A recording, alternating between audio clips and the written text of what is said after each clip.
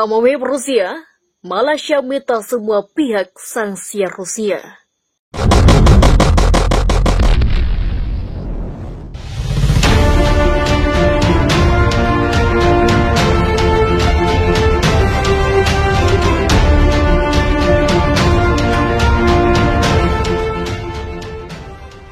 Pemerintah Malaysia menyerukan semua pihak untuk segera mengurangi eskalasi permusuhan dalam konflik Rusia-Ukraina guna mencegah bertambahnya korban jiwa dan kehancuran. Malaysia sangat prihatin atas eskalasi konflik yang berpotensi untuk berubah menjadi krisis kemanusiaan.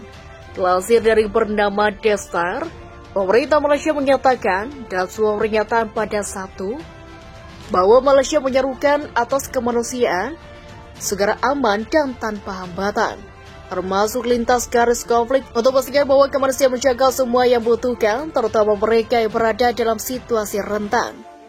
Malaysia meminta semua pihak untuk menahan diri, melawan dialog dan segera mencari semua cara yang mungkin untuk melancarkan perselisihan secara damai, kata Kementerian Luar Negeri Malaysia dalam pernyataannya.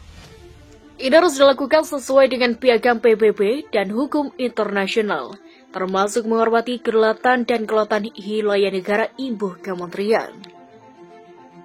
Dalam pernyataan itu disebutkan bahwa Malaysia akan terus memainkan peran yang objektif dan tidak memihak dalam upaya untuk mendorong dialog dan rekonsiliasi. Untuk tujuan ini, Malaysia siap bekerja dengan semua pihak menuju solusi konflik yang damai dan bersahabat, tambah pernyataan itu. Sebelumnya, Duta Besar atau Dubes Ukraina atau Malaysia mendesak pemerintah negara jiran untuk mengambil sikap yang lebih jelas karena invasi Rusia di Ukraina bertentangan dengan prinsip dasar kebijakan luar negeri Malaysia. Dubes Ukraina untuk Malaysia, Alexander Negola, mengatakan dia telah berbicara dengan Wisma Putra mengenai pernyataan terbaru pemerintah Malaysia tentang masalah ini. Diplomatik Ukraina itu menampakkan bahwa dia konsisten meminta sikap yang lebih jelas dari Malaysia. Apa yang terjadi di Ukraina bertentangan dengan prinsip hukum internasional, berkedaulatan dan integritas teritorial yang bertentangan dengan piagam PBB dan ASEAN, katanya kepada media sosial sebagai ekspresi solidaritas Kedutaan Besar Ukraina di Kuala Lumpur. Minyak tak mengizinkan kapal tanker minyak berbendera Rusia yang menjadi target sanksi Amerika Rusia Serikat Linda masuk ke pelabuhan Kuala Linggi. Kementerian Transportasi Malaysia menyatakan bahwa operator pelabuhan memutuskan untuk menolak kapal itu berlabuh dari mencegah pelanggaran sanksi. Sebelum lansir dari Reuters, dengan keputusan ini kapal Linda itu tak akan bisa masuk pelabuhan Malaysia saat dijadwalkan tiba pada akhir pekan mendatang. Berdasarkan keterangan dari situs pemantau pelayaran MES, kapal berbendera Rusia itu diduga membawa minyak Iran yang dipindahkan ke dari armada Iran. Armada itu sudah berlayar dari pelabuhan Iranin 10 hari sebelum memindahkan minyak yang dibawa ke kapal Linda tersebut. Kelompok pemantau pelayaran kapal tanker Iran, unit RC atau UANI, menyatakan bahwa tujuan Linda belum diketahui, namun UANI menduga kapal itu akan melakukan transfer minyak di lepas pantai Malaysia atau Singapura. Merujuk pada catatan Amerika Serikat, Linda merupakan kapal milik SPSB Leasing, anak perusahaan pinjaman Rusia. Pada saat ini bank tersebut menjadi target sanksi internasional terkait nuklir Iran. Meski demikian, menyatakan bahwa PSB Leasing bukan pemilik Linda. Mereka menegaskan kapal itu sudah menjadi milik pihak lain pada April. Pihak Banteng tak tahu pihak pemiliknya. Sebelumnya, Ukraina dan AS mengabarkan jika Rusia mobilisasi pasukan dari Suriah, namun sebagian tak percaya hal itu terjadi. Bahkan dia bakal hoax sekarang berpikir bagaimana cara menggerakkannya sebanyak itu. Kini, Presiden Rusia Vladimir Putin pada Jumat mengakui telah mengizinkan sekitar 16.000 relawan dari Timur Tengah.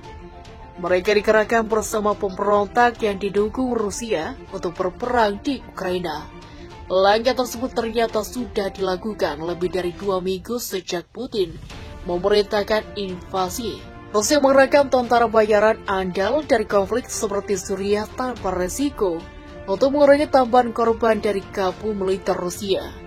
Jika Anda melihat bahwa ada orang-orang yang ingin atas kemauan mereka sendiri, bukan karena uang, untuk datang membantu orang yang tinggal di Donbass, maka kita perlu memberi mereka apa yang mereka inginkan dan membantu mereka sampai ke zona konflik, kata Putin di Kremlin dikutip dari Reuters.